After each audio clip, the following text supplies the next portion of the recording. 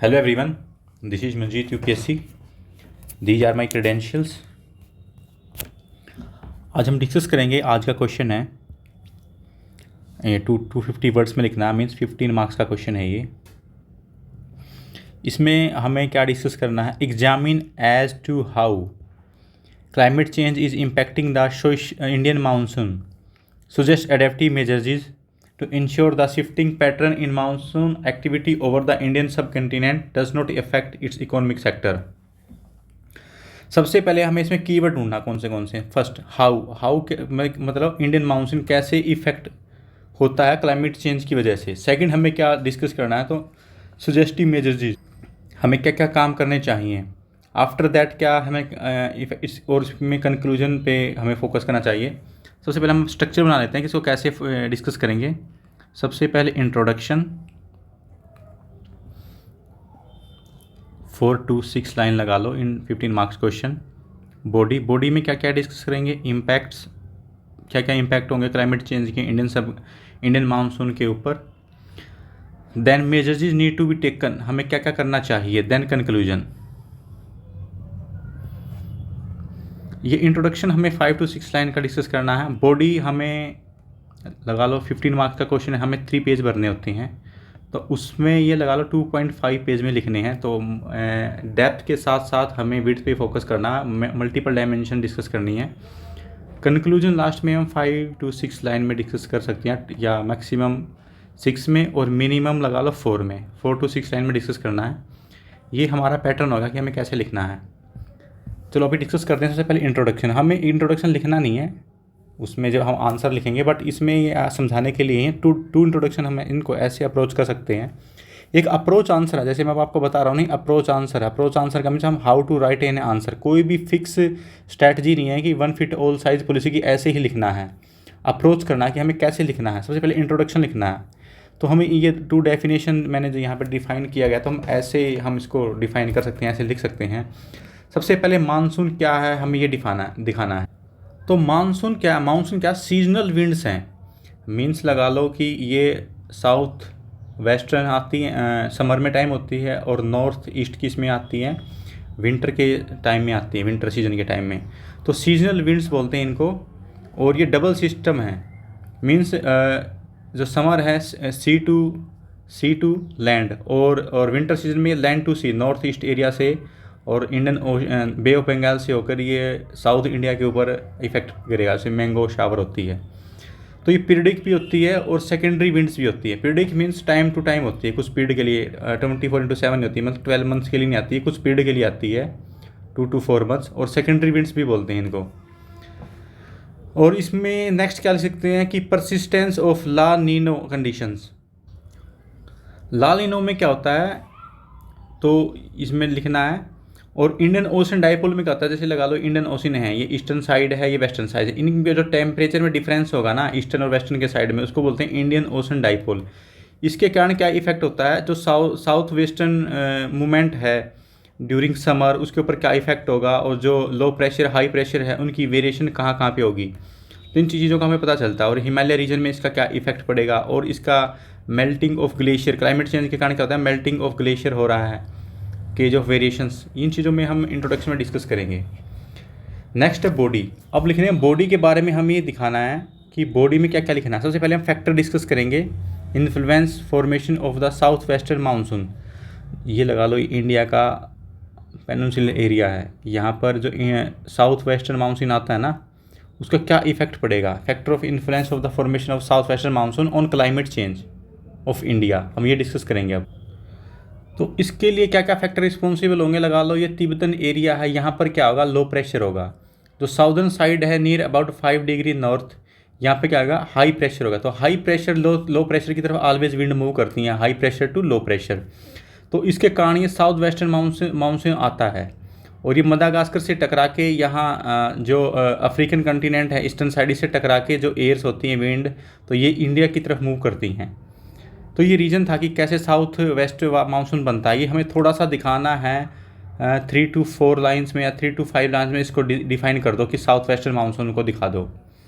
और इसमें आप इंडियन ओशन डाइपोल मैंने बता दिया है कि ईस्टर्न और वेस्टर्न साइड में जो टेम्परेचर वेरिएशन कितना होता है। वो साउदर्न ओसिलेशन का मतलब क्या होता है कि जो हमारी इक्वेटर की लाइंस है या ट्रॉपिकल की लाइंस है वो अप और डाउन मूव करती हैं due to variation pressure in winter as well as in summer. अब इसके इफेक्ट डिस्कस करेंगे। ये है सबसे मोस्ट इंपॉर्टेंट, सबसे पहले कीवर्ड जो हमें बॉडी में डिस्कस करना है। इफेक्ट क्या होंगे क्लाइमेट चेंज के ऊपर, इंडियन मानसून के ऊपर।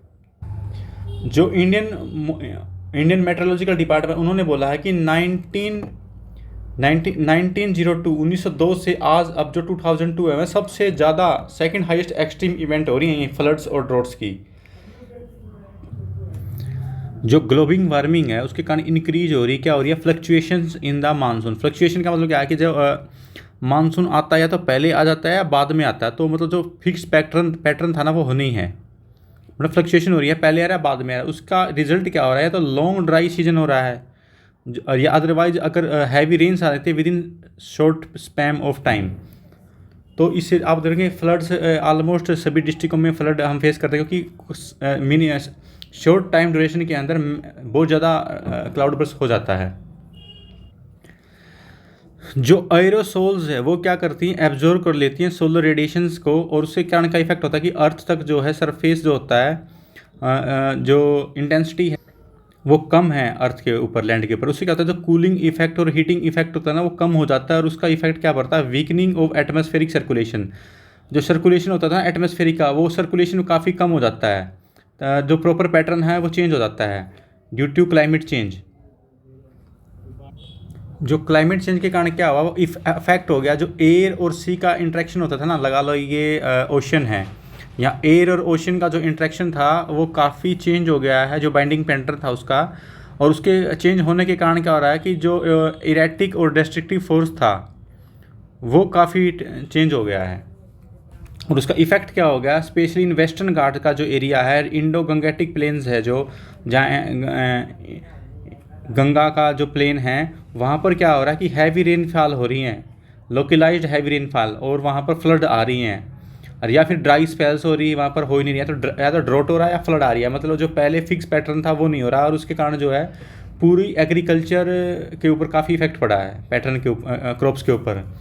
तो उसमें पूछा अब नेक्स्ट है measures need to be taken, क्या क्या मेजर्स लिए जाएँ।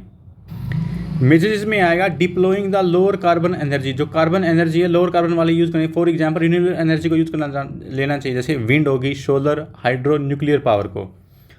और हमें रिन्यूएबल एनर्जी को फोकस करना चाहिए रादर देन डोमिनेटेड बाय कोल। हमें कोल्स हमारी मोर देन 80% ऑफ एनर्जी कहाँ से प्रोड्यूस होती है, कोल से। हमें उसको रिड्यूस करके रिन्यूएबल एनर्जी के ऊपर फोकस करना चाहिए। और जो एनर्जी एफिशिएंसी चीज़ों के ऊपर फोकस करना चाहिए, जैसे एनर्जी एफिशिएंट बिल्डिंग हो, जो हम घर का कंस्ट्रक्शन करते हैं, और मैक्सिमम जो अर्थ की रे जो हमारे घर के अंदर आनी चाहिए। जो लाइटिंग एप्लीकेशन है उनके स्टार होता है 3 to 5 स्टार वाली यूज़ करनी चाहिए एप्लियंसेस। इंडस्ट्रियल जो प्रैक्टिस है तो उसमें क्या होगा, नेट कार्बन जीरो गोल का जो टारगेट है उसके ऊपर फोकस करना चाहिए। नेक्स्ट क्या है, हमें जो बायोफ्यूल्स है उसके ऊपर काफ़ी फोकस करना चाहिए। जो लाइट कमर्शियल व्हीकल्स हैं, जो ट्रैक्टर्स है, बायोफ्यूल्स में क्या होता है, क्या इथेनॉल ब्लेंडिंग होती है, इथेनॉल ब्लेंडिंग होता है, या फिर जो बायोगैस गोबर गैस बोलते हैं उसको भी मिक्स कर दिया जाता है 10 to 20%। उसको मिक्स करके जो हमारा इकोनॉमी के ऊपर बर्डन है इंपोर्ट का गल्फ़ कंट्रीज का वो घट जाता है, और हमारी सिक्योरिटी ऑफ एनर्जी बढ़ जाती है, हम किसी के ऊपर डिपेंड नहीं रहते। Transitions of toward electric vehicle, जो इलेक्ट्रिकल व्हीकल का 2030 तक टारगेट है कि मोर देन 80% 2030 तक 80 मोर देन 80% व्हीकल क्या होना चाहिए, इलेक्ट्रिक होना चाहिए। उसके ऊपर हम काम कर रहे हैं। वो कर्व करता है कार्बन एमिशन के ऊपर। कार्बन सिक्वेस्ट्रेशन के ऊपर भी फोकस किया गया कि कार्बन सिक्वेस्ट्रेशन में कहते हैं कि जो कार्बन को एब्जॉर्ब करने की चीज़ें शोक अप कर दें, तो उसके ऊपर ही फोकस किया जाए। जैसे ग्रीन प्लांट लगाने के बाद जो कार्बन है वो कम हो जाता है, और वो कूलिंग इफेक्ट करता है ग्रीन प्लांट्स। जो कार्बन प्राइसिंग है, जो ऑलरेडी टैक्स है पेट्रोल के अंदर, डीजल के अंदर कार्बन प्राइसेस, उनको इम्प्लीमेंट करके हमें जो ग्रीन एनर्जी के ऊपर फोकस करना चाहिए, या फिर टेक्नोलॉजी के ट्रांजिशंस के ऊपर लगाओ, ई व्हीकल के ऊपर फोकस करना चाहिए, और उसको इम्प्लीमेंट करके हमें रिन्यूएबल एनर्जी के ऊपर फोकस करना चाहिए। तो कंक्लूजन में हम क्या लिखेंगे, ये मोस्ट है, क्योंकि इंट्रोडक्शन में क्या फोकस किया जाता है कि आपको कैची इंट्रोडक्शन हो, और कंक्लूजन के बाद उसको मार्क्स देने, तो ये दोनों मोस्ट इंपॉर्टेंट फैक्टर हैं।